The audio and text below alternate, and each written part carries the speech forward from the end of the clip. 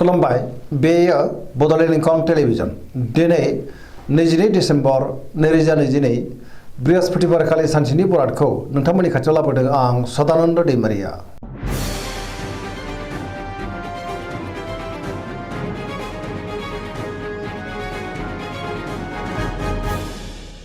सिगां फरायनो लादों मेष राशि गिबि हांखो अ ल दिनैनि साना जोबोर मोजां जेरावबो जाफुंसारगोन सुथुरखौ दिनै गोरलैयैनो फेजेननोबो हागोन सोरबा लोगोजों बाख्नाय जानो हागौ बहाबा दावबायनो एबा हान्थिनो खाबुबो मोननो हागौ आरो मोजाङैनो हान्थिनोबो हागोन मावनो लानाय खामानिखौ थि समावनो मावफुंनो हागोन गोसोआ दिनै जोबोर गोजोनगोन देहाया मोजाङै थागोन बहानिफ्रायबा मोजां खौरां फैनोबो हागौ रांखावरियाव दिनै जोबोर मोजां गोबां धोन आरजिनोबो हागोन बेफार फालांगियाव जोबोर मोजां मुलाम्फा मोनगोन आरो आयाबो बांनो हागौ सोरजोंबा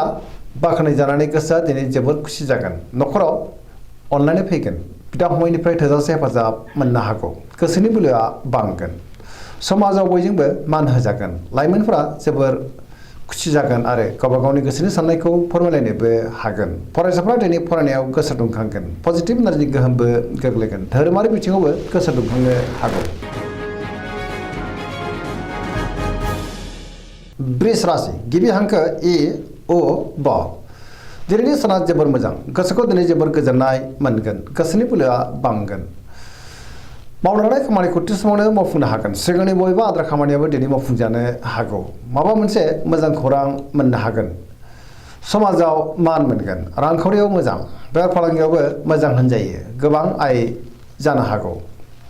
गुबुननि थाखाय गोबां मोजां खामानि मावनानै होनोबो हागोन न'खराव दिनै अनलायनाय फैगोन बिदा फंबायजों मोजां सोमोन्दो थागोन आरो बिमा बिफानि अननाय आदरखौबो मोननो हागौ देहाया दिनै मोजाङैनो थागोन गुबुननिफ्राय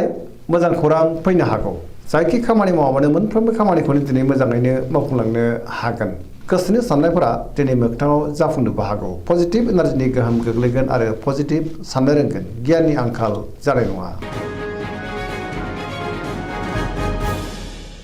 मिथुन राशि गिबि हांखो क स दिनैनि साना मोजां आरो गाज्रिनि गेजेरजों बाबेनलांगोन गोसोआव गोनो गोथो साननाय फैनो हागौ नेगेटिभ एनार्जिनि गोहोमबो गोग्लैनो हागौ गोसोखौ जोबोर गुलाय गुजाय मोनगोन लाइमोनफ्रा जोबोर आला खाला जानोबो हागौ देहाया मोजाङै थागोन अब्लाबो नाथाय जानाय लोंनायाव सांग्रां जानांगोन रांखावरियाव बारा मोजां नङा आयनिख्रुइ खहायासो दिनै बांसिन जानोबो हागौ बेफार फालांगियाव बारा मोजां नङा होनजायो न'खराव बिसि फिसायनि गेजेराव अनलायनाय फैगोन समाजाव मान मोनगोन मावनो लानाय खामानिखौ मावफुंनो हागोन अब्लाबो नाथाय माबा नङा माबा मोनसे गोरोन्थि जालांनो हागौ सोरबा लोगोनिफ्राय गाज्रि खौरांबो फैनो हागौ गुबुनजों मोजां सोमोन्दो लाखिनो गोब्राब जागोन। कर्कट राशि गिबि हांखो ड ह दिनैनि साना जोबोर मोजां गोसोखौ दिनै जोबोर गोजोननाय मोनगोन बहाबा हान्थिनो एबा दावबायनो खाबु मोननोबो हागौ सोरबा लोगोजों बाख्नाय जानो हागौ गोसोनि साननायफ्रा जाफुंगोन गोसोआव दिनै गोथों आरो गोग्गो साननाय फैगोन पजिटिभ एनार्जिनि गोहोमबो गोग्लैनो हागौ मावनो लानाय खामानिखौ थि समावनो आरो गोरलैयैनो मावफुंनोबो हागोन रांखावरियाव जोबोर मोजां बेफार फालांगियावबो दिनै जोबोर मोजां मुलाम्फा मोनगोन न'खराव अनलायनाय फैगोन सोरजोंबा बाख्नाय जानानै गोसोआ दिनै जोबोर खुसि जागोन समाजाव लोगो लेवा बांनो हागौ देहाया मोजाङै थागोन अब्लाबो नाथाय जानाय लोंनायाव सांग्रां जानांगोन गुबुननिफ्राय थोजासे हेफाजाबबो मोननो हागौ न'खराव बिमा बिफानि अननाय आदरफोरखौ मोननो हागोन फरायसाफ्रा दिनै फरायनायाव गोसो दुंखांगोन आरो मोजां फिथाइ मोननोबो हागोन।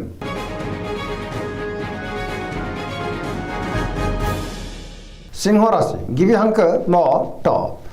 दिनैनि साना जोबोर मोजां गोसोआव पजिटिभ साननाय फैगोन गोथों आरो गोग्गो साननो रोंगोन गियाननि आंखाल जानाय नङा मावनो लानाय खामानिखौ थि समावनो आरो गोरलैयैनो मावफुंनोबो हागोन सोरबा लोगोनिफ्राय थोजासे हेफाजाब मोननो हागौ समाजाव लोगो लेवा बांगोन बहाबा थाङोब्ला दिनै जोबोर मोजां आरो मोजाङैनो हान्थिनोबो हागोन रांखावरियाव दिनै जोबोर मोजां अब्लाबो नाथाय खरसायाबो बांनो हागौ बेफार फालांगियाव जोबोर मोजां मुलाम्फा मोनगोन गोसोनि साननायखौ दिनै गुबुननो फोरमायनोबो हागोन न'खराव बिसि फिसायनि गेजेराव अनलायनाय फैगोन सोरबा लोगोनिफ्राय थोजासे हेफाजाब मोननो हागौ गुबुननि गोसोखौ गोरलैयैनो बोनोबो हागोन देहाया दिनै मोजाङैनो थागोन बयजोंबो गोरोबनो रोंगोन गुबुननि थाखाय गोबां मोजां खामानि मावनानै होनो हागोन आरो पजिटिभ एनार्जिनि गोहोमबो गोग्लैनो हागौ। कन्या राशि गिबि हांखो प ट दिनैनि साना जोबोर मोजां बयजोंबो मोजां सोमोन्दो लाखिनो रोंगोन गोसोआव दिनै पजिटिभ साननाय फैगोन गोथों आरो गोग्गो साननो रोंगोन गियाननि आंखाल जानाय नङा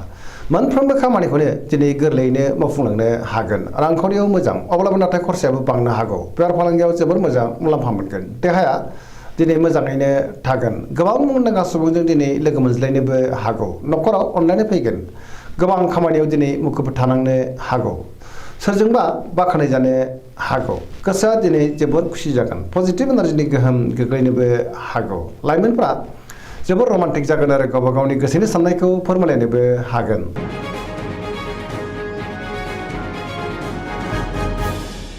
तुला राशि गिबि हांखो र ट दिनैनि साना जोबोर मोजां गोबां रोखोमनि जेंनाफोरखौ दिनै गोरलैयैनो सुस्रांनो हागोन गियाननि आंखाल जानाय नङा गोसोनि बोलोआ बांगोन गोसोनि साननायफ्रा जाफुंनो हागौ मावनो हानाय खामानिखौ थि समावनो आरो गोरलैयैनो मावफुंनोबो हागोन देहाया दिनै मोजाङै थागोन रांखावरियाव जोबोर मोजां बेफार फालांगियावबो जोबोर मोजां मुलाम्फा मोनगोन गुबुननि थाखाय गोबां मोजां खामानि मावनानै होनोबो हागोन न'खराव बिसि फिसायनि गेजेराव अननानै फैगोन समाजाव दिनै गोबां मान मोननो हागोन सोरजोंबा बाख्नाय जानो हागौ सोरबा लोगोनिफ्राय मोजां खौरां फैनोबो हागौ गोदान खामानियाव आखाइ होजेननो हागोन गोथों आरो गोग्गो साननो रोंगोन गियाननि आंखाल जानाय नङा सेंग्रा सिख्लाफ्रा दिनै जोबोर रमान्टिक जागोन आरो गावबा गावनि गोसोनि साननायखौ फोरमायलायनोबो हागोन पजिटिभ एनार्जिनि गोहोम गोग्लैनोबो हागौ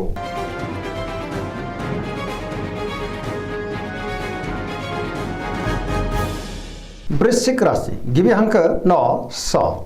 दिनैनि साना मोजां आरो गाज्रिनि गेजेरजों बाबेरलांगोन बयजोंबो गोरोबनो गोब्राब जानो हागौ गुबुननि गोसोखौ बोनो गोब्राब जागोन नेगेटिभ एनार्जिनि गोहोमबो गोग्लैनो हागौ सांग्रां जानाया गाहाम समाजाव लोगो लेवा बांगोन गोसोआव गोनो गोथो साननाय फैनोबो हागौ मावनो लानाय खामानिखौ मावफुंनो हागोन अब्लाबो नाथाय माबा नङा माबा मोनसे गोरोन्थि जानोबो हागौ गुबुननिफ्राय हेफाजाबखौ मोननो हागोन गोसोनि साननायफ्रा नाथाय देबर नांनो हागौ गोसोनि बोलोआबो देबर नांनो हागौ समाजाव मान मोनगोन न'खराव अननानै फैगोन रांखावरियाव बारा मोजां नङा नाङा फाङा खरसायाबो बांनो हागौ अब्लाबो नाथाय मोननो गोनां धोनखौबो मोननोबो हागौ बेफार फालांगियाव जोबोर मोजां मुलाम्फा मोनगोन देहाया मोजाङैनो थागोन लाइमोनफ्रा जोबोर रमान्टिक जागोन आरो गावबा गावनि गोसोनि साननायखौ फोरमायलायनोबो हागोन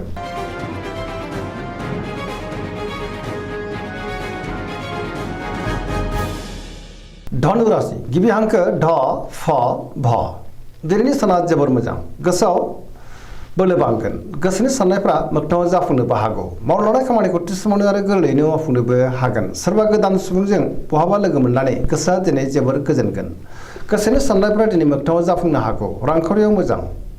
बेफार फालांगियाव जोबोर मोजां मुलाम्फा मोनगोन समाजाव मान मोनगोन बहाबा थाङोब्ला दिनै जोबोर मोजां आरो मोजाङैनो हान्थिनोबो हागोन देहाया दिनै मोजाङैनो थागोन न'खराव अननानै फैगोन सोरजोंबा बाख्नाय जानानै गोसोआ दिनै जोबोर खुसि जागोन लाइमोनफोरनि गोसोआ दिनै जोबोर रमान्टिक जागोन आरो गावबा गावनि गोसोनि साननायखौ फोरमायलायनोबो हागोन पजिटिभ एनार्जिनि गोहोम गोग्लैनोबो हागौ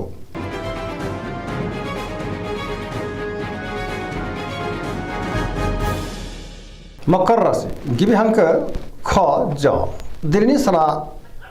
मोजां आरो गाज्रिनि गेजेरजों बाबेरलांगोन गोजोननि आंखाल जानो हागौ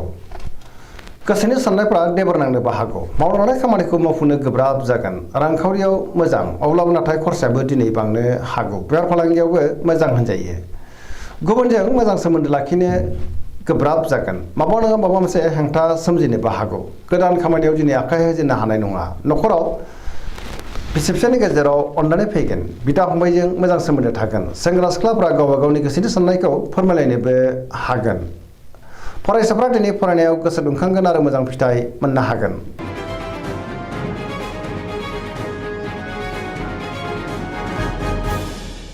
कुम्भ राशि गिबि हांखो ग स दिनैनि साना मोजां आरो गाज्रिनि गेजेरजों बाबेरलांगोन सोरजोंबा एना एनि जानोबो हागौ थार लोगोनि आंखालबो जानो हागौ सोरजोंबा रायखुमा जानोबो हागौ गोसोखौ दिनै जोबोर उसुखुथु मोनगोन मावनो लानाय खामानिखौ थि समावनो मावफुंनो हायोब्लाबो माबा नङा माबा मोनसे गोरोन्थि जालांनो हागौ गोसोआव नेगेटिभ साननाय फैनोबो हागौ समाजाव मान मोनगोन गोबां मुंदांखा सुबुंजों दिनै लोगो मोनज्लायनो हागौ रांखावरियाव मोजां अब्लाबो नाथाय खरसायाबो बांगोन बेफार फालांगियावबो मोजां होनजायो गोबां रोखोमनि देहायारि जेंनाजों मोगा मोगि जानांनोबो हागौ न'खराव अननानै फैगोन गुबुननिफ्राय हेफाजाबखौ मोननो गोब्राब जानो हागौ गोसोनि साननायफ्रा देबार नांगोन नेगेटिभ एनार्जिनि गोहोम गोग्लैनोबो हागौ सांग्रां जानाया गाहाम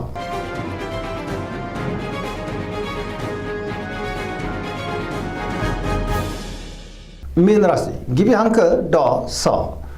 दिनैनि साना जोबोर मोजां गुबुननि थाखाय गोबां मोजां खामानि मावनानै होनोबो हागोन गोसोआव दिनै पजिटिभ साननाय फैगोन गोथों आरो गोग्गो साननो रोंगोन गियाननि आंखाल जानाय नङा गोसोनि बोलोआ बांगोन गावनि गोसोनि साननायखौ दिनै गुबुननो फोरमायनोबो हागोन देहाया दिनै मोजाङैनो थागोन रांखावरियाव मोजां बेफार फालांगियावबो मोजां न'खराव अनलायनाय फैगोन सोरबा लोगोनिफ्राय थोजासे हेफाजाब मोननो हागौ गुबुनजों मोजां सोमोन्दो लाखिनोबो रोंगोन लाइमोनफोरनि गोसोआ दिनै जोबोर रमान्टिक जागोन आरो गावबा गावनि गोसोनि साननायखौ फोरमायलायनोबो हागोन सोरबा लोगोनिफ्राय मोजां खौरां मोननोबो हागौ फरायसाफ्रा दिनै फरायनायाव गोसो दुंखांगोन आरो मोजां फिथाइ मोननो हागोन धोरोमारि बिथिङावबो गोसो दुंखांनो हागौ पजिटिभ एनार्जिनि गोहोमबो गोग्लैगोन दिनैनि राशि फरायथिना एसेनोसै जोबनायाव बेखौनो खावलायो जाहाथे नोंथांमोना सानफ्रोमबो जोंनि बे बड'लेण्ड इंखं टेलिभिजनखौ नायबाय थायो आरो साबस्क्राइब खालामो लोगोसे लाइक खालामो आरो शेयार खालामो एसेनोसै गोजोन्थों